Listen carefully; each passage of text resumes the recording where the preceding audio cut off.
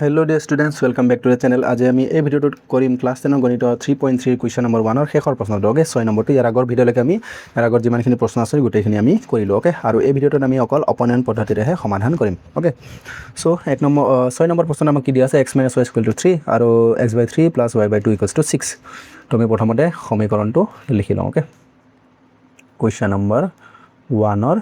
6.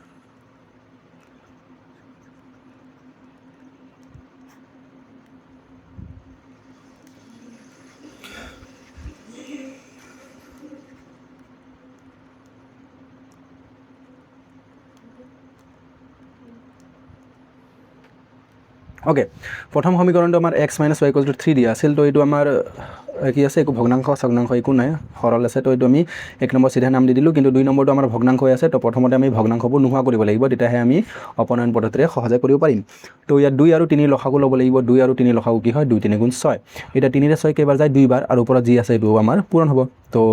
2 আৰু x পূৰণলে 2x plus 2 ৰে 6 কেইবাৰ যায় তিনিবাৰ আৰু ওপৰত যি আছে এটো পূৰণ হ'ব তো 3 * y 3y okay equals to 6 এতিয়া এই 6টো ইফালে গুটেখিনি তলৰ আছে হৰণ হৈ আছে এটা আমি খুফালে নিব পাৰিম তেতিয়া কি হৈ যাব পূৰণ এটো থাকিব 2x + 3y আৰু 6 আৰু 6 পূৰণ কি হৈ যাব 6 6 গুণ 36 ওকে তো এটো আমি নাম দিলো কিমান 2 নম্বৰ সমীকৰণ এতিয়া আমি 1 আৰু 2 নম্বৰ সমীকৰণটো যিকোনো এটা পদ মিলাব লাগে যে x আছে ইয়াত 2x আছে ইয়াত y আছে ইয়াত 3y আছে কিন্তু প্লাস মাইনাস মিলাব লাগে তো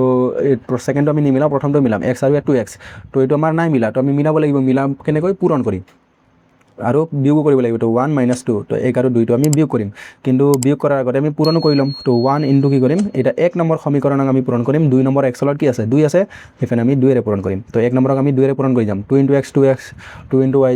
2y আৰু 2 * 3 কিমান হ'ব 6 2x - 2y = 6 হ'ব তো 2x আৰু 2y সমান কিমান হ'ব 6 কাৰণ 2 ৰে পূৰণ কৰিছো না 2 * x 2x 2 * y 2y 2 * 3 2 3 গুণ 6 আকৌ 2 নম্বৰক পূৰণ কৰিম 2 নম্বৰক কিহেৰে পূৰণ কৰিম পূৰণ নকৰিলেও হ'ব কাৰণ ইয়াত কি আছে x লত কি আছে একো নাই মানে 1 আছে তো 1 এৰে পূৰণ কৰা আৰু নকৰা একে কথা তো ইয়াত যি আছে এটো লিখি গলে হয় 1 এৰে পূৰণ কৰিছো তো 2x থাকিব 3y + 3y আৰু সমান কি আছে -36 আছে ওকে এতিয়া কি কৰিব লাগিব আমি বিয়োগ কৰিব লাগিব প্লাস টো হৈ যাব মাইনাস এটো হৈ যাব প্লাস টো মাইনাস এটো হৈ যাব প্লাস টো মাইনাস প্লাস থাকিলে মাইনাস হয় মাইনাস থাকিলে কি হয় প্লাস হয় তো এটো আৰু এটো সেম টু সেম এটা প্লাসত এটা মাইনাসত আছে তো কি যাব কাটি যাব এটো মাইনাসত আছে এটো মাইনাসত আছে দুটা মিলি কি হ'ব যোগ হ'ব এক একে চিন থাকিলে যোগ হয় তো 3 আৰু 2 মিলি 5 হ'ব আৰু y আছে y যেহেতু দুটাৰ আগত বিয়োগ চিন আছে বিয়োগ ওকে এটা প্লাসত এটা মাইনাসত এটা প্লাসত এটা মাইনাস থাকিলে সদায় বিয়োগ 36 ৰ পৰা 6 গলে কিমান হ'ব 30 যেহেতু বিয়োগটো ডাঙৰ আছে সেইকাৰণে -2 চিহ্ন থাকি যাব এটো মাইনাস কাটি যাব এটো মাইনাস কাটি যাব তো y সমান আমি কি লিখিব পাৰিম 5 টো ইফালে পূৰণ হৈ আছে খুফালে গলে হৈ যাব আমাৰ হৰণ ওকে এটা 5 ৰে 30ক মই কাটিব পাৰো 5 6 গুণ 30 এটাকে মই কি পালো y এর মান পালো মই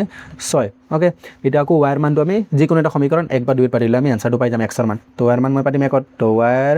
মান কি কৰিম 1 পাতি পাও y এৰ মান আমি 1 পাতিম তো 1 নম্বৰ সমীকৰণটো আমাৰ কি আছে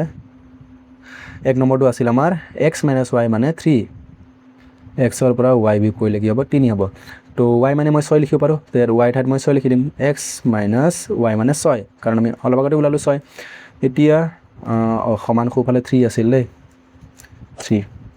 তো এটো হৈ যাব x সমান এটো হৈ যাব 6 টো ইফালে আছে মাইনাস খুফালে প্লাস তো 3 + 6 তো ইয়াৰ পৰা মই কি পাম x ৰ মান পাম মই 9 6 আৰু 3 যোগ হ'লে 9 আৰু y এৰ মান কিমান আছিল y এৰ মান আছিল আমাৰ 6 তো এটো হ'ব আমাৰ এটো প্ৰশ্নৰ সমাধান ওকে